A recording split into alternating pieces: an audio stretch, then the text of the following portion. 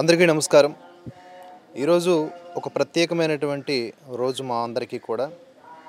ఆ వివరాలన్నీ కూడా మీకు ఈ వీడియోతో పాటు జర్నీలో తెలిసిపోతాయి. ఏలూరు శ్రీ ప్రణవపీఠం నందు మనం ఉన్నాం. గురుదేవులు వద్దిపర్తి పద్మాకర్ గారి ఆశ్రమం ఇది.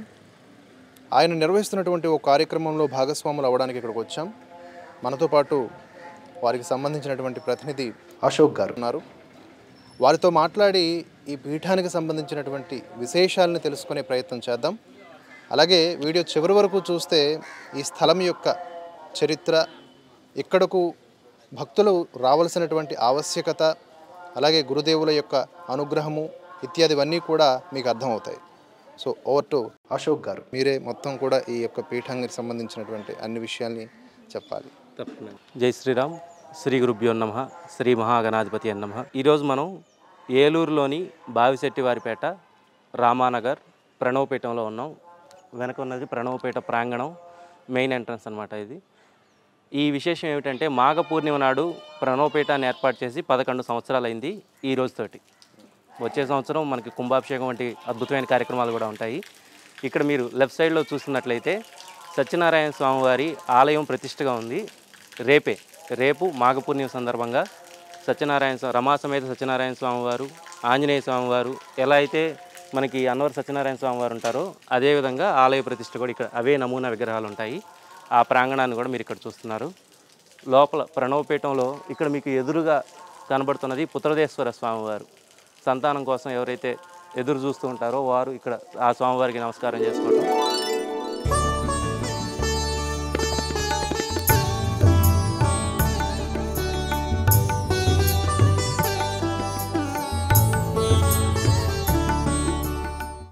ఈయన పుత్రదేశ్వర స్వామివారు. ప్రణవపీఠంలో ప్రణవేశ్వర స్వామివారు అక్కడ లోపల కనపడుతున్నారు మనకి.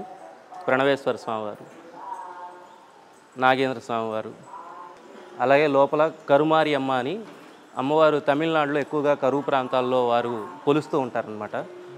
ఎటువంటి కరువు ఆపదలు రాకుండా ఉండడానికి ఆవిడని కొలుస్తూ ఉంటారు. తమిళనాడు ప్రాంతంలో కరుమారి అమ్మ విగ్రహం అమ్మవారి లోపల ఉన్నారు. ఇది ముగ్గురమ్మల పీఠం. ధ్వజస్తంభం కూడా ఏర్పాటు చేసి ఇంకా సంవత్సరం కూడా పూర్తవలేదన్నమాట. పైనందరూ అష్టలక్ష్ములు వస్తారు. ప్రత్యేకంగా అష్టమి, నవమి, పౌర్ణమి తిథుల్లో ఎక్కువగా 108 ప్రదక్షిణలు చేస్తూ ఉంటారు అమ్మవారికి అందరూ. ఇప్పుడు మీరు చూస్తున్నది ప్రణవేశ్వర స్వామివారు, కరుమారి అమ్మవారు. అలాగే లోపల ఎక్కడ స్వామివారు ఉన్నా వెనకాల నంది ఉంటారని తెలుసు. అటు ఇటు ఖచ్చితంగా అమ్మవారు, వినాయకుడు కూడా ఉండాలన్నమాట. ఇటుపక్క అమ్మవారు, వినాయకుడు కూడా ఉన్నారు మందిరంలో. ఇది ప్రధాన ఆలయం. అమ్మవార్లు ముగ్గురు అమ్మవార్లు, మహాలక్ష్మి అమ్మవారు, మహాసరస్వతి అమ్మవారు, లలితా పరాభట్టారిక దేవతలు, వాళ్ళు ముగ్గురు కూడా ఉంటారు. ఇక్కడ పైన మీరు చూసినట్లయితే అష్టలక్ష్ములు ఉంటారు. కింద చుట్టూత ఇక్కడ సప్తమాతృకలు కనపడుతూ ఉంటారు. వాళ్ళని కూడా మనం చూద్దాం. చాముండాదేవి, బ్రహ్మిణి, మహేశ్వరి, కౌమారి, వైష్ణవి, వారాహి, ఇలాగా 7 అమ్మవార్లు ఉంటారు. వాళ్ళు 7 అమ్మవార్లు కింద ప్రాంగణంలో ఉంటారు. పైన అష్టలక్ష్మిలో ఉంటారు. కుమారస్వామి, వినాయకుడు ఉంటారు. బ్రహ్మ, విష్ణు, మహేశ్వర్లు ఉంటారు. వెరీ రీసెంట్గా ఏర్పాటైంది. ఇక్కడ 1 ఇయర్ కాదు, మనం జస్ట్ ఒక 10 days అయినా కూడా పెయింట్ వేసినా ఇక్కడ పక్కనే ఉన్న వైతర్ని గురుగారు చక్కగా వైతర్ని అని పిలుస్తుంటారనమాట. అక్కడ ప్రభావానికి చాలా త్వరగా నల్లగా అయిపోతూ ఉంటాయి అన్నమాట. ఎన్నో హోమాలు, లక్ష్మీనారాయణ హోమం అని మనకి ఇక్కడ గురుగారు ఇప్పటికి 350 సప్తాహాలు చేశారు. సప్తాహం అంటే భాగవతాన్ని 7 రోజుల పాటు శ్లోకాలు విభజించుకొని పారాయణ చేయటం. అలాంటి ఒక సప్తాహం జరిగిన ప్రతిసారి లక్ష్మీనారాయణ హోమం జరుగుద్ది, రుక్మిణి కళ్యాణము జరుగుద్ది. అలాగే ఎన్నో సప్తాహాలు చాలామంది రామనామం రాసిస్తుంటారు, లేకపోతే రామాయణం అంతా రాసిస్తుంటారు, లేకపోతే సంక్షిప్త రామాయణం వరకు రాసిస్తారు. అలా రాసిన వాటన్నిటిని కూడా ఇక్కడ కొన్ని ఏమో మనం యూప స్తంభం కింద వాడతాం, కొన్ని ఏమో అగ్నికి ఆహుతులుగా ఇస్తాం అనమాట, హవిస్సులుగా ఇస్తాం. ఇవి భక్తులు వారు వచ్చినట్టు చెరిగిపోకుండా వేసిన ముద్రలు అనమాట. 10 ఏళ్ల నుంచి అలాగే ఉన్నాయి. శ్రీ వినాయక స్వామివారు, ఆంజనేయ స్వామివారు, వీరెందుకు ఇక్కడ నవగ్రహాల దగ్గర ఉన్నారంటే వీరిని నమ్ముకుంటే వారి వల్ల మనకి ఎలాంటి ఇబ్బందులు ఉండవు అని. గ్రహాల్లో పాపం అంటే పాపగ్రహాలు ఏమి ఉండవు. వాటి ఉన్న పరిస్థితులను బట్టి అవి మనకి ఏ విధంగా మన కర్మలు ఇవ్వాలో ఆ కర్మలకు సంబంధించిన సాక్షులు వారు అనమాట. అందుచేత పాపగ్రహాలు అనే మాట మనం వాడకూడదని చెప్తుంటారు గురుగారు. ఇక వీరిద్దరిని పట్టుకుంటే ఏమవుతుంది అనేది మనకి ఎన్నో కథల్లో, పురాణాల్లో తెలిసే ఉన్నాయన్నమాట. సంతోషి అమ్మవారు, సత్యనారాయణ స్వామివారు, ఇక్కడ లోపల భద్రాద్రి రాముడి నమూనా విగ్రహాలు, లలితా పరాభట్టారిక అమ్మవారు, అలాగే మన ఉత్సవమూర్తులు. ఇక్కడ శివపార్వతులు ఉంటారు, శ్రీనివాసుడు, అలాగే రుక్మిణి కళ్యాణం చేస్తామని చెప్పాం కదా అమ్మవారు, అలాగే రుక్మిణి సత్యభామ సమేత శ్రీకృష్ణ స్వామివారు, దత్తాత్రేయ స్వామివారు, అనగాదేవి, అదేవిధంగా శ్రీనివాసుడు, అలివేలు మంగ అమ్మవారు, పద్మావతి అమ్మవారు, శివపార్వతులు వీరందరూ కూడా ఇక్కడ వరుసగా మనకు కనపడుతూ ఉంటారు. ఇక్కడ లలితా పరాభట్టారికి అమ్మవారు. ఇక ఇక్కడ మనకి జమ్మి చెట్టు, ఉసిరి చెట్టు, లోపల మనకి రుద్రాక్ష చెట్టు చిన్నగా ఉంది అనమాట, చిన్నదిగా ఉంది. సరే అదివరకు రోజుల్లో ఋషులు ఏం చేసేవాళ్ళంటే జనాలు కనీసం ఆ చెట్టు చుట్టూ అన్న తిరుగుతారని చిన్న చిన్న శివలింగాలను అలా పెట్టేసేవారు అనమాట. కాశీ లాంటి ప్రదేశాల్లో చూస్తే చాలా చిన్న చిన్న గుళ్ళుగా కనపడుతూ ఉంటాయి. అక్కడ ఎలా అయినా సరే మన విగ్రహాన్ని ఏర్పాటు చేసుకోవాలి అని సూర్యుడు అంతటి వాడు కూడాను లోలార్కుడు అయిపోయాడు అనమాట. అంటే ఎలాగోలా ఇంత ప్లేస్ వస్తే చాలు అని చెప్పేసి అక్కడ సెటిల్ అయిపోయారు అనమాట. అందుకని లోలార్క్ ఆదిత్యుడు అంటారు. అలాగే మనకి ఏదన్నా ప్రదేశంలో పవిత్రమైన చెట్టు ఉన్నప్పుడు దాన్ని కాపాడుకోవడానికి కనీసం దేవుడిని అన్న పెడితే ఆ చెట్టును కొట్టేయకుండా ఉంటారు అని అప్పటి నుంచే మనకి, అదేవిధంగా దానికి ఉన్న ఔషధ విలువలు అవన్నీ వాటి గురించి చెప్తూనే ఉన్నా. ప్రతి చెట్టు దగ్గర కూడా ఒక శివలింగాన్ని కానీ ఒక దేవతామూర్తిని కానీ పెట్టి ఆ చెట్టుకి పవిత్రతను తీసుకొని రావడం, అదేవిధంగా ఆ స్వామివారికి పవిత్రతను తీసుకొని రావడం చేస్తారు. శివుడు ఎలాగో అభిషేక ప్రియుడు, కాసి నీళ్ళు పోసినా చాలు కాబట్టి ఆ చెట్టుకు పోసిన నీళ్ళు ఆయన తీసుకుంటారు, లేకపోతే ఆయనకు పోసిన నీళ్ళు ఆ చెట్టుకి ఇచ్చేస్తూ ఉంటారు. అలాగే ఈ ఎక్కువగా మేము విజయదశమి అప్పుడు సెమీ వృక్షాన్ని చూడాలి, పాలబెట్టను చూడాలి అంటారు కదా, సెమీ వృక్షానికి ఇక్కడ మేము ప్రదక్షిణ చేసుకుంటూ ఉంటాము. వాళ్ళ కోరికలన్నీ కూడా అందరూ ఒక పేపర్లో రాసి పెడుతూ ఉంటారు అనమాట. మొదట్లో వీరిని పక్కన పెట్టుకొని పురాణ ప్రవచనం చెప్తూ ఉండేవాళ్ళు. గురుగారికి భాగవత కళ్యాణ కృష్ణ అనే పేరు కూడా ఉంది, ఆంధ్ర మురారి అని. ఇవన్నీ వారికి ఇచ్చిన బిరుదులు అనమాట. శ్రీకృష్ణ స్వామి వారి మీద 350 సప్తాహాలంటే ఇక మనమే ఆలోచన చేసుకోవాలన్నమాట. 350 ఇంటూ 7 రోజులు. అవి ఒకచోట కాదు, దేశంలో అన్ని పుణ్యక్షేత్రాల్లో 7 సప్తమోక్షపురాల్లో చేశారు. అదేవిధంగా ప్రముఖమైన క్షేత్రాల్లో చేశారు. ఈ ఏలూరులో 100కు పైగా సప్తాహాలు జరుగుంటాయి. అది మోక్షానికి మార్గం అని చెప్తారనమాట భాగవతాన్ని. ఇక నెక్స్ట్ సెప్టెంబర్లో అయితే ద్వారకాకి వెళ్తున్నాము. ద్వారకాలో ప్రత్యేకంగా ఈసారి ఏం చేస్తున్నామంటే బంగారు సింహాసనం మీద భాగవతాన్ని ఉంచి ఊరేగించి సన్నాయిలతోటి వాటితోటి మంగళ వాయిద్యాలతోటి ప్రముఖమైన పండితులతోటి ఊరేగించి అక్కడ ఆ సింహాసనాన్ని మనం స్వామివారికి అంత అర్పిస్తామన్నమాట. అది ఒక అద్భుతమైన కార్యక్రమం. అప్పుడెప్పుడో కొన్ని వందల సంవత్సరాల క్రితం ఏమో చేశారని గుర్తు, అంతే. చేశారా లేదా అనేది కూడా నమ్మకం లేదనమాట. వ్యాసుల వారు చెప్తారు ఇలా చేస్తే మంచిది అని. ఆ శ్లోకాలను పట్టుకొని గురువుగారు సశాస్త్రీయంగా చేస్తున్నారనమాట రానున్న ద్వారకాలో. అదేవిధంగా మార్చిలో అయోధ్య వెళ్తున్నారు. అయోధ్య 350 మంది భక్తులతోటి అయోధ్య వెళ్తున్నారు. మళ్ళీ ఒక 400 మంది భక్తులతోటి ద్వారకా వెళ్తున్నారు. ద్వారకా వెళ్ళినప్పుడు 2 జ్యోతిర్లింగాలు చూస్తారు. అదేవిధంగా మనకి ద్వారక, మాతృగయ, గిరినార్ వంటి క్షేత్రాలు కూడా చూపించి తీసుకుని రావటం అనమాట. ఎక్కువగా ఈ రోజుల్లో కుర్రకారేమో 50 అబోవ్ అంటే ఇప్పుడు ఎందుకు అనే మాట మనందరికీ వస్తూ ఉంటుంది. అదేవిధంగా పెద్దవాళ్ళు అయిన తర్వాత నేను నడవలేను అనే మాట వాళ్ళకే వస్తుంది. ఇక మనకి ఎలా ఉంటుందో తెలియదు. కాకపోతే గురువుగారు చెప్పే ప్రవచనాల్లో కానివ్వండి, లేకపోతే వారు ఎప్పుడైనా వెళ్తుంటే ఇలాగ ఎక్కువగా మన కుర్రవాళ్ళే కనపడడం అదొక రకమైన శుభ పరిణామం.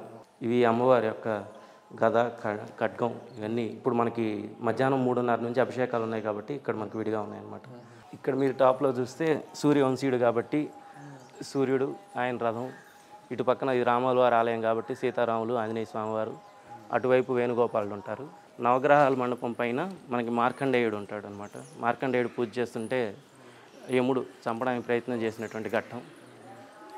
ఇక్కడ నుంచి చూస్తే మీకు బ్రహ్మ, విష్ణు, మహేశ్వరులు, వీరిని సప్తమాతృకులు అంటారు. అంటే ఎక్కువగా మనకి పురుష స్వరూపాలు తెలుసు, అదే పురుష స్వరూపాలు మణిద్వీపంలో అందరూ ఆడవారిగా ఉంటారనమాట. వినాయకుడిని వైనాయకి అని పిలుస్తారని వింటాం కదా, అలాగే మహేశ్వరుడు మహేశ్వరి అని, ఇటుపక్క కుమారస్వామి వారిని కౌమారి అని, విష్ణువుని వైష్ణవి అని, వారాహి అమ్మవారు, ఇట్లాగా 7 దేవతలు కూడాను. ఇంద్రుడి స్త్రీ స్వరూపాన్ని ఇంద్రాణి అని, బ్రహ్మ యొక్క స్త్రీ స్వరూపాన్ని బ్రహ్మిణి అని, చాముండాదేవి. ఇక్కడ అదివరకు గురువుగారు ఇంట్లోనే ఉండేదన్నమాట. శ్రీచక్రమును 3 అమ్మవార్ల విగ్రహాలు. అదివరకు పవర్పేట అనే ప్లేస్లో గురువుగారు ఇంట్లోనే ఒక రూమ్ అంతా కూడాను అమ్మవార్లకి వదిలేశారనమాట. అయితే భక్తుల తాకిడి బాగా పెరిగిపోతుందని తర్వాత పీఠాన్ని ఏర్పాటు చేయడం జరిగింది.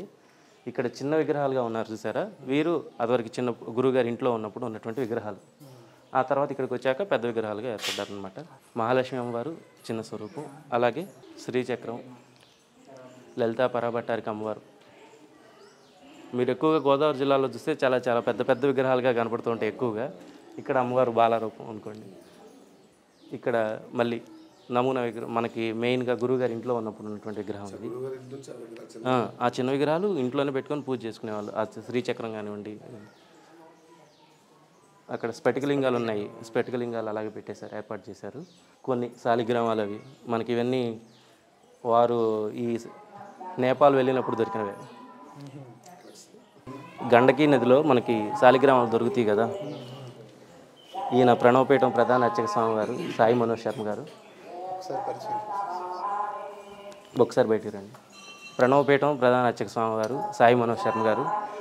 ఇవి మనకి గండకీ నదిలో దొరికినటువంటి శివశాలిగ్రామం అనమాట.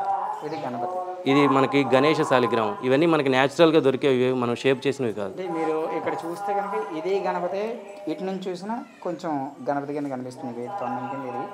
ఇది పూర్తిగా చూస్తే ఇదంతా కూడా కాణిపాక వినాయకుడి లాగా ఇది కన్ను కింద, ఇది ఏకదంతం అన్నట్టు, ఇది అభయహస్తం అన్నట్టు, ఇది చెయ్యి కింద, ఇటువైపు అంతా ప్లేన్గా ఉంది. ఒకవైపు చూస్తే గణపతి. మీకు ఫోటో చూపిస్తాను, ఇది ఏక దీంట్లో ఉంది. మొత్తం కూడా మీకు అంటే గంధంతో మనం పెడితే ఇది కన్ను, ఇదంతా తొండం, ఇది దంతం, ఇది హస్తం. మనకి స్నానానికి వెళ్ళినప్పుడు దొరికినవి అనమాట. గండకీ నదిలో న్యాచురల్గా ఫామ్ అయితే ఫస్ట్ స్టార్టింగ్ అసలు ఇలా ఉంటాయి, ఇలా ఫామ్ అవుతాయి అన్నమాట. దాని తర్వాత ఇలా దొరుకుతాయి. ఇది న్యాచురల్, అది శాలిగ్రామం. అది ఇవన్నీ కూడా శాలిగ్రామంలో కూడా మళ్ళీ లక్ష్మీనారాయణ శాలిగ్రామం అని, నారసింహ శాలిగ్రామం అని ఒక్కొక్క దానికి ఒక్కొక్క రకంగా ఉంటాయి. మీకు షేప్ ఎలా వస్తుందంటే అంతా అయ్యాక అంటే ఒక్కొక్కదానికి ఒక్కొక్కటి చూడడానికి మనం ఇలా మూసుంటే రాయి అనుకుంటాం, ఇలాగ ఓపెన్ చేస్తే ఇలాగ శ్రీచక్రం. ఇది మూసున్నప్పుడు ఇలా ఉంటుంది, ఎవరికి తెలియదు, నార్మల్ స్టోన్ కింద. వన్స్ ఓపెన్ అయితే ఇలా ఉంటుంది. ఇది ఒక పురుగు తెలుస్తుంది మొత్తం అంతా, కానీ మళ్ళీ పురుగు ఉంటుంది, అది క్రియేట్ చేసేసి వెళ్ళిపోతుంది. అటువైపు గండకీ నదిలోనే కనిపిస్తుంది ఇది, ఇంకెక్కడ మళ్ళీ దొరకదు. నర్మదా బాణలింగాలు అనేవి నర్మదా నది. ఈ శాలిగ్రామాలన్నీ కూడా గండకీ నదిలోనే దొరుకుతాయి. సాయి గారు శివశాలిగ్రామం. ఇవన్నీ కూడా మామూలు, ఇది కూడా శాలిగ్రామం. ఇవన్నీ కూడా పూర్తిగా ఓపెన్ అవ్వలేదు, ఓపెన్ చేస్తే మనకి అక్కడ కూడా షేప్ కనిపిస్తుంది. ఇవి కూడా శాలిగ్రామాలే, కాకపోతే అంటే మనం చూసి తీసుకోవాలి వీటిని. ఇవి నాపరాళ్ళు ఉంటాయి, ఒరిజినల్గా ఉంటాయి. ఒరిజినల్ ఏంటి, నాపరాలు ఏంటి అని మనం చూసి చేసుకుంటాం. దాంట్లో ఉన్న నాపరాయికి మనకి తెలిసిపోతుంది. ఇప్పుడు పాలరాయి ఉందనుకోండి, ఈ స్టోన్ మనకి తెలుస్తుంది, ఈ స్టోన్ వేరు, రాళ్ళు కొంచెం తేడా తెలుస్తుంది అనమాట దానికి దీనికి కూడా. శాలిగ్రామాల్లో నల్ల నాపరాలు ఉంటాయి కదా, వాటిని పాలిష్ చేసి ఇలా కూడా తయారు చేస్తారు. అంటే మార్బుల్స్ అలాంటివి. అదేంటంటే కొంచెం షైన్ వస్తుంది, ప్లస్ మనకి అవుట్ సైడ్ అనేది ఒక ముక్కలో చెప్పాలంటే ట్రాన్స్పరెంట్ చూపిస్తుంది. లైట్ పెడితే మనకి ట్రాన్స్పరెంట్. కొన్ని అసలు చూపించావు శాలిగ్రామాలు అనేవి, కానీ కొంతమంది వీడియోలతోనే నకిలీవి చేసి ఇవన్నీ అదే అంటున్నా. ఇవి సరిగ్గా చూసుకోకపోతే మనకి పాలరాలు వస్తాయి, టైల్స్ వస్తాయి, మ్యాక్సిమం మార్బుల్స్ అవి కూడా వస్తాయి అన్నమాట. చూసుకుని తీసుకోవాలి. మహాసరస్వతి అమ్మవారు, ఇవి కూడా శాలిగ్రామాలే. గురువు గారు వాళ్ళ ఇంట్లో పురాతనమైనటువంటి వాళ్ళ నాన్నగారు వాళ్ళందరూ పూజ చేసినవి అనమాట ఇవి రెండు కూడా. అవి కూడా గండకీ నదిలో దొరికినవి. అది 150 కేజీల లలితామ్మవారి విగ్రహం, ఒక్క మూర్తి వెనకాల ఆర్చి ఒకటి 15 కేజీలు. అక్కడ మీరు చూసినటువంటి లలితామ్మవారి గురుగారు వాళ్ళ ఇంట్లో పూజలు అందుకుని అనుకుని ఇక్కడ వచ్చింది. దాన్ని నలుగురు మోయడమే కష్టం. అది నలుగురు మోయడమే కష్టం, చాలా బరువు ఉంటుంది. 150 కేజీలు. మహాసరస్వతి అమ్మవారు. అవును, మహాలక్ష్మి, మహాసరస్వతి, లలితా పరాభట్టారిక అమ్మవారు. ఇప్పుడు మనం ప్రణవపీఠంలో ఒక భాగాన్ని చూసాం. రెండవ భాగం వచ్చేసి మనకు అక్కడ సత్యధర్మేశ్వరుడు అని 7.5 అడుగుల బాణలింగం, అదేవిధంగా పద్మేశ్వర స్వామివారని, రంగవేణి అమ్మవారని, శ్రీకృష్ణ స్వామివారి విగ్రహాలు ఉన్నాయి, కాలభైరవుడి విగ్రహాలు ఉన్నాయి. అవన్నీ ఇప్పుడు మనం వెళ్ళి రాష్ట్రపతి అవార్డు గ్రహీత డాక్టర్ మద్దూరి వెంకట సత్యనారాయణ శర్మ గారు మన ప్రణవపీఠంలో ఏ కార్యక్రమం జరుగుతున్నా, గురువుగారు ఏ పుస్తకం రాసినా, గురువుగారు చెప్తూ ఉంటే వీరు గురువుగారు వ్యాసులైపోతే వీరు వినాయకుడిలాగా రాసేస్తూ ఉంటారు. అదేవిధంగా రివ్యూలు చేస్తూ ఉంటారు. అవి ఎందుకంటే అక్షర దోషాలు ఈ రోజుల్లో చాలా కామన్ అయిపోయిందనమాట. మెయిన్ హెడ్డింగ్లో కూడా అక్షర దోషాలు వచ్చేసినా పట్టించుకోవట్లేదు, ప్రధాన పత్రికల్లో వాళ్ళు కూడా వదిలేయడం అవుతుంది. కానీ అలాంటి అక్షర దోషాలు లేకుండా ప్రతి స్తోత్రం మనకి యూట్యూబ్లో దొరికేస్తుంది, ఆన్లైన్లో దొరికేస్తుంది. కానీ దాంట్లో అక్షర దోషాలు లేకుండా చూడాలనేది గురువుగారి తాపత్రయం. అందుకు సహకరిస్తున్న వారిలో వీరు అగ్రగణ్యులు మొదటి వరుసలో ఉంటారు. గురువుగారు రాసిన పుస్తకాలు వాటి గురించి కూడా మనం తెలుసుకుందాం. ఇటువంటి మహానుభావులు ఉన్నారంటే అసలు చూడండి, ఇటువంటి వీరు సంస్కృతం పిహెచ్డి, అదేవిధంగా తెలుగు పిహెచ్డి చేస్తున్నారు. అయితే వీరు విశ్రాంతి ఉపాధ్యాయులైనా కూడాను ప్రతిరోజు వచ్చి మన పీఠంలో అన్ని కార్యక్రమాలకి ఉంటారు. సత్యనారాయణ వ్రతం జరిగింది అంటే సత్యనారాయణ కథ మాత్రం సత్యనారాయణ గారే చేస్తుంటారు.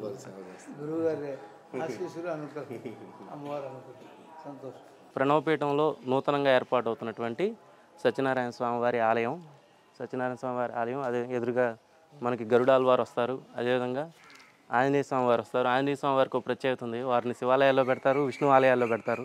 ఆయనకి పాపం ఎలాంటి తారతమ్యాలు లేవు. ఆయనకి శివకేశవ భేదం చూపించరు. అందువల్ల ఆయన అన్ని ఆలయాల్లో ఉంటారు. ఈ ధ్వజస్తంభం కానివ్వండి, ఇవన్నీ మన గురువు గారు ప్రధానంగా ఆలయంలో ఉన్నటువంటి విగ్రహమూర్తులు అందరూ కూడా మాఘ పూర్ణిమ నాడే వచ్చారనమాట. ఇది కూడాను మాఘ పూర్ణిమ రోజు రేపే మాఘ పూర్ణిమ ఉంటుంది.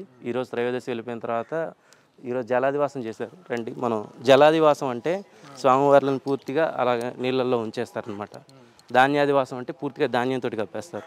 క్షీరాదివాసం అంటే పాలలతో కప్పేస్తారు. అలాగా పూర్తిగా వారిని ఉంచిన తర్వాత పుష్పాదివాసం ప్రతిష్టకు ముందు సంప్రోక్షణ కాదు, ఇవన్నీ కూడా మనకి నేత్రోన్మీలనం ముందు చేసే కార్యక్రమాలు అనమాట. ఇవి ఒక్కొక్క స్వామివార్లకి వారి వారి సైజులను బట్టి ఏర్పాటు చేసిన పీఠాలన్నమాట. లోపల ప్రస్తుతానికి స్వామివార్లు జలాదివాసంలో ఉన్నారు. ఇలాగ జలాదివాసం అంటారు. ప్రస్తుతానికి ఇలాగా మనకి బాలరాముడి విగ్రహం చూసినప్పుడు కూడాను కొద్దిగా నేత్రాలు ముందుగా ఒక ఫోటో వచ్చేసింది. నేత్రాల వరకు కవర్ అయిపోయి ఉన్నాయి కదా. తర్వాత ముహూర్తం రోజున మనకి ఆ నేత్రోన్మీలనం చేయడం, అదేవిధంగా దర్భతోటి ఒక భాగాన్ని కదిలిస్తారనమాట వాయువు ప్రసరించేలాగా. దాన్ని మనం నేత్రోన్మీలన కార్యక్రమం, అదేవిధంగా అదే ప్రతిష్ట ముహూర్తం అయిపోతుంది అనమాట. అప్పటి నుంచి ప్రాణ ప్రతిష్ఠ కిందకి వస్తుంది. ఇక్కడ మనం చూస్తున్నది రమాసమయ సత్యనారాయణ స్వామి వారు పక్కపక్కనే ఉన్నారు. మనకి శివలింగం కూడాను బయటికి ఒక లింగాకారంలో కనిపించిన లోపల చతుర్ముఖం ఉంటుంది. దాని కింద మళ్ళీ అష్టముఖి ఉంటుంది అనమాట. పైన ఉన్నటువంటి ఆ గుండ్రటి షేపుని మనం సహస్రముఖి అని పిలుస్తారు. ఎన్నో కోణాలు ఉంటే ఆ కోణాలన్నీ కలిపి ఒక గుండ్ర అవతారంగా తయారవుతుంది. ఇది బ్రహ్మసూత్ర శివలింగం అనమాట ఏర్పాటయ్యేది కూడా. గరుడాల్వారు, ఆంజనేయ స్వామి వారు, విఘ్నేశ్వరుడు కూడా ఇక్కడే ఉన్నారు. అది కూడా బ్రహ్మసూత్ర శివలింగం అనమాట. ఎక్కడ ఏ శివాలయంలో అయినా సరే, ఏ శివలింగానికైనా సరే అదేవిధంగా షేప్ ఉంటుంది. మనకేంటంటే పైన వరకు చిన్నది పెట్టేస్తారేమో అనుకుంటాం. నర్మదా బాలలింగం వరకు అలాగుంటాయి. కానీ ఏ శివలింగాన్ని ఏర్పాటు చేసినా ముందుగా పైన గుండ్రటి ఆకారాన్ని శివస్వరూపంగా, కింద 4 ముఖాలు ఉండేదాన్ని చతుర్ముఖ బ్రహ్మస్వరూపంగా, దాని కింద 8 ముఖాలు, కింద 4 ముఖాలు, మధ్యలో 8 ముఖాలు, అష్టముఖాలు ఉండేటువంటి దాన్ని విష్ణు స్వరూపంగా, పైన శివస్వరూపంగా చెప్తారనమాట. మనకి శివస్వరూపం బయటికి కనిపిస్తూ ఉంటుంది. అవును, ఈ పానవట్టం పార్వతీదేవి స్వరూపంగా చెప్తారనమాట. అంచేత మనం ఒక శివలింగానికి నమస్కారం చేసిన, కాసిన నీళ్ళు వారికి చల్లిన, ఒక పువ్వు అలా పెట్టినా వీరందరికీ కూడా మనం నమస్కారం చేసినట్లే. అవునండి, యంత్రాలు కూడా ఉన్నాయి లోపలే, ఇక్కడ పెట్టుంటారు. అవునండి, ఇవి ఈ పైన పెట్టే కలశంలు ఇవి దశావతారాల స్వరూపం అనమాట. మత్స్యావతారం నుంచి కల్కి అవతారం వరకు 10 అవతారాల పెద్ద గట్టు అనమాట. ఇది స్వామివారిది. ఒక్కసారి దశావతారం చెప్పండి, అంటే కొంచెం ప్రత్యేకంగా ఉన్నట్టు అనిపిస్తుంది. మత్స్యావతారం, కూర్మావతారం, వరాహావతారం, నారసింహావతారం, వామనావతారం. వామనావతారం అయిపోయాక కృష్ణుడు, బలరాముడు, రాముడు, ఇది కల్కి అవతారం. ఇది ఆ పైన వచ్చేసి పరశురాముడు అవతారం ఉంది. బుద్ధావతారం అనేది అదొక ప్రశ్న, అదొక సంశయం. బుద్ధుడు అంటే మనకి బయట కనపడే శాంత స్వరూపుడైన బుద్ధుడా, లేకపోతే ఒకానొకనాడు వటవృక్షం కింద కూర్చొని త్రిపురాసుర సంహారం ముందు వారిని మోహింపజేసిన బుద్ధుడా, లేకపోతే ఏ బుద్ధుడు అనేటువంటిది ఒక సంశయం అనమాట. కొంతమంది అయితే అసలు బుద్ధావతారాన్ని పక్కన పెట్టేస్తారు. ఇంకొంతమంది బుద్ధుడి స్వరూపం బదులు మరొక దేవతామూర్తిని పెట్టేస్తారు. బలరాముడు, కృష్ణ బలరాముడు ఉన్నారు. ముఖ్యంగా మాకు డౌట్ ఏంటంటే ఇందులో బుద్ధి లేదు కాబట్టి అవునండి. సరే, ఇది ప్రణవపీఠం యొక్క 2వ ప్రాంగణం. ఇక్కడికి వచ్చి చిన్న మినరల్ వాటర్ ప్లాంట్ ఒకటి ఉంది. భక్తులు ఎవరైనా వస్తే ఉండడానికి చిన్న రూములుగా ఏర్పాటు చేశారు. రండి, ఇక్కడ లోపల మనం నర్మదా బాలలింగాన్ని, పద్మేశ్వర స్వామివారిని, సత్యధర్మేశ్వర స్వామివారు అంటారు. మనం కాశీకి వెళ్ళినా కూడా అక్కడ సూర్యుడు ప్రతిష్ఠ చేస్తే సూర్యాదిత్యలింగం అంటారు. అదేవిధంగా నవగ్రహాలు అంటే ఎవరు ప్రతిష్ఠ చేస్తే వారి పేరు ముందు పెడతారు. కుమారస్వామి వారు ప్రతిష్ఠ చేస్తారంటే కుమారలింగం అంటారు. ఇంద్రుడు ప్రతిష్ఠ చేస్తే ఇంద్రుడి లింగంగా చెప్తారు. ఆ విధంగా పేర్లు అలా ఉంటాయి కదా. అలాగే ఇది వచ్చేసి మనకి మండపంలాగా, కళ్యాణ మండపంలాగా ఉపనయనాలు, చిన్న చిన్న కార్యక్రమాలు చేసుకోవడానికి ఏర్పాటు చేసుకున్నటువంటి చిన్న మండపం. పద్మాకర్ గారు ప్రతిష్ఠ చేశారు కాబట్టి పద్మేశ్వర స్వామివారు, అక్కడ రంగవేణి అమ్మవారు, కాలభైరవ స్వామివారు అనమాట. కాలభైరవ స్వామి వారికి ఎప్పుడు దిగంబరంగా ఉండడానికి ఇష్టపడతారు. ఆయనకి కవచం వేయడానికి మేము 40 రోజుల పాటు కాలభైరవ అష్టకం పారాయణ చేస్తేనే అయింది. అంతకుముందు అవదా అండి అని అంటే ఎవరైతే కొలతలు తీసుకుని వెళ్ళి చేశారో ఆయనే 3 సార్లు మళ్ళీ చేసి తీసుకొచ్చారనమాట. అయినా కూడా ఆ కవచం సెట్ అవ్వలేదు. అంచేత మళ్ళీ 40 రోజుల పాటు కాలభైరవ అష్టకం పారాయణ చేస్తే అప్పుడు ఆయన ఆ వెండి తొడుగు వేయించుకున్నారనమాట. ఇక్కడ వినాయక స్వామి వారు ఉన్నారు, అటుపక్క రంగవేణి అమ్మవారు చిన్నగా ఉన్నారు. మామూలుగా ఇక్కడ వరకు అయితే చొక్కా లేకుండా లోపలికి వెళ్ళలేదు. సరే ప్రస్తుతానికి కెమెరామ్యాన్ వరకు ఎగ్జామ్షన్. చొక్కా లేకుండా లోపలికి తీసేసి రావాలి. ఇక్కడ అన్ని రకాల అభిషేకాలు చేసుకోవచ్చు. పంచామృత అభిషేకాలు, జలాభిషేకాలు అన్నీ చేసుకోవచ్చు. కాకపోతే ఈ రోజుల్లో వచ్చే పసుపు కుంకుమలు చాలా అపవిత్రం అయిపోయి ఉన్నాయి కాబట్టి మనకి రకరకాలుగా మనకి హాయిగా మన ఇంట్లో తయారు చేసుకునే వస్తువులన్నింటినీ బయట మార్కెట్లో ఇలాగ కవర్ల రూపంలో ప్యాక్ చేసి పెట్టడం వల్ల మనం వాటిల్నే మళ్ళీ వాడటం వల్ల అవి కాలుష్యం అయిపోతున్నాయి, వాటి లోపల ఉన్నవి కాలుష్యం అయిపోతున్నాయి. ఇందాక మీరు పుత్రదేశ్వర దగ్గర చూసినట్లయితే ఒక పెద్ద చార ఏర్పడిపోయింది అనమాట. ఏది అవి నీళ్ళు పోసి కాదు, ఆ పసుపు కుంకాల వల్ల మనకి ఆ శివలింగమే దెబ్బతింటుంది అనమాట.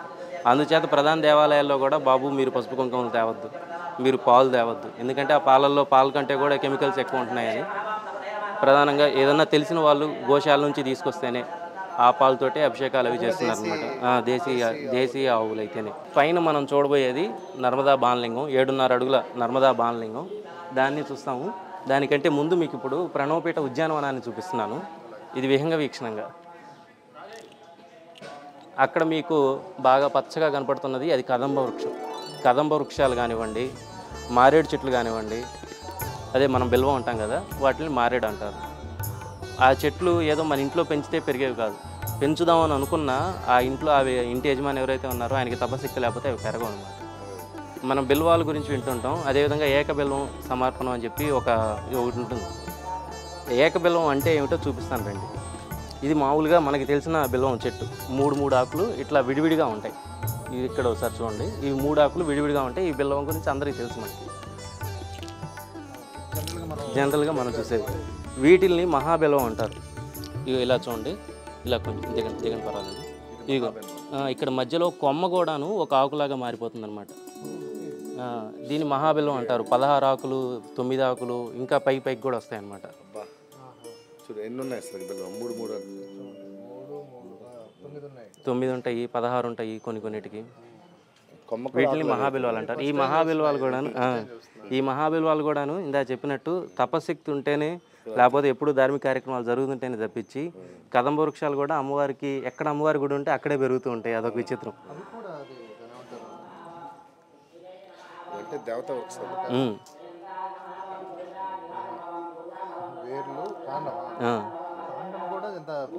అవును, డిఫరెంట్గా ఉంది. ఏకబిల్వం శివార్పణం అంటే అవునండి, ఏకబిల్వం శివార్పణం అని చెప్పి మనం వింటూ ఉంటాం శ్లోకాల్లో. దానికి అర్థం ఒక బిల్వం ఆకేయాలేమో అని అనుకుంటారు, కానీ ఇది అనమాట అసలు అర్థం. ఇది 3 ఆకులు కలిసిపోయి ఉంటాయి. దీన్ని ఏకబిల్వం అంటారు అనమాట. దీన్ని ఏకబిల్వం అంటారు. ఇది ఏకబిల్వం చెట్టు అనమాట. సరే, తులసమ్మవారు, కృష్ణ తులసమ్మవారు మనకు ఎలాగో తెలుసు. ఇక్కడ కదంబ వృక్షాలు అవన్నీ ఉంటాయి. ఇది వినాయకుడికి సంబంధించిన 21 పత్రులు మనకి తెలుసు, కానీ అవి ఏ ఆకు ఎందుకు వాడాలో తెలియదు, లేకపోతే ఏ ఆకు వాడాలో కూడా తెలియదు కొన్నిసార్లు. అందుకని 21 పత్రులకు సంబంధించిన 21 చెట్లు పెట్టేశారనమాట. మామూలుగా ఇక్కడికి అందరినీ అలౌ చేయరు, కానీ ఈరోజు మనం వీడియో కోసం వస్తున్నాము.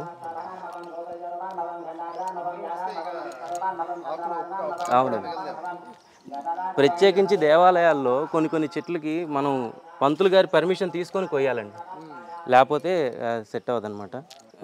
ఏకబిల్వం, మహాబిల్వం అవన్నీ చూసాము. ఆ లోపలేమో మనం మీరు అన్నట్టు 21 పత్రాలు చూసాము. ఇక్కడికి ఇది కదంబ వృక్షం అనమాట. ఇక్కడికి వచ్చినా కూడాను మనం కాసేపు ఉన్నా కూడాను మంచి ఆలోచనలు స్మరిస్తాయని గురువుగారు చెప్తూ ఉంటారు. సరే, ఎక్కడన్నా ఒక కదంబం పువ్వు కనిపిస్తుందేమో అని చూస్తున్నాను అనమాట. ఇదండి, ఇంత ఆకులు ఉంటాయి. ఇది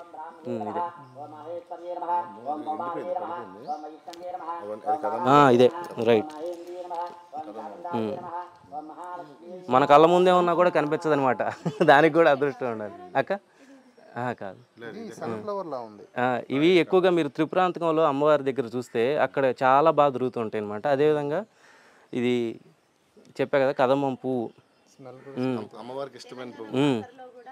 ఎక్కువగా ఉంటాయి. ఏదైనా అమ్మవారి ప్రదేశాల్లోనే ఎక్కువగా లభ్యం అవుతూ ఉంటాయి. ఉజ్జయినిలో కూడా ఉంది. నేను ఇప్పుడే చెప్పబోతున్నాను అనమాట, అది ఎవరికి అదృష్టం ఉంటే ముందు అలాగే కనిపిస్తుందని. సరే, ఇక్కడ నుంచి మళ్ళీ మీరు ఇందాక నాగేంద్ర స్వామి వారిని చూశారు కదా, అలా లోపలికి వెళ్ళిపోతే నాగేంద్ర స్వామి వారు వస్తారనమాట. అలాగే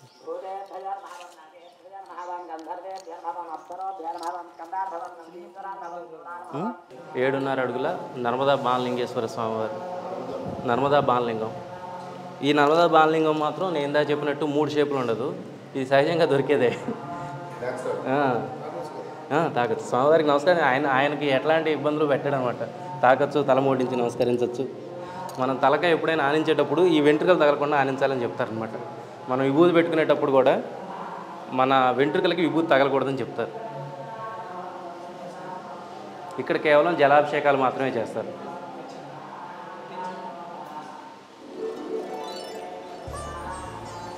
పైకెక్కేసి పైకెక్కని పర్వాలేదు, అక్కడికి.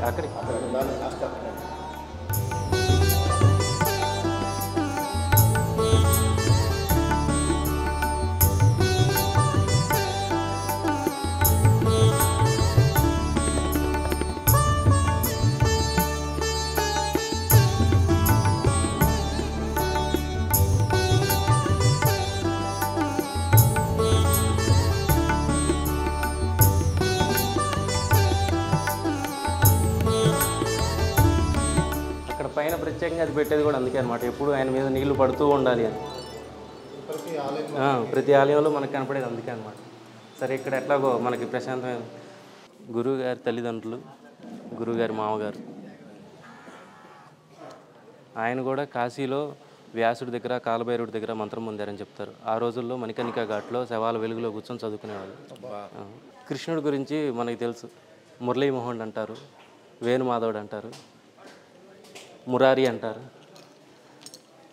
ఈ ఫ్లూట్లోనే రకరకాల సైజుల్లో రకరకాలుగా ఉంటాయి అన్నమాట.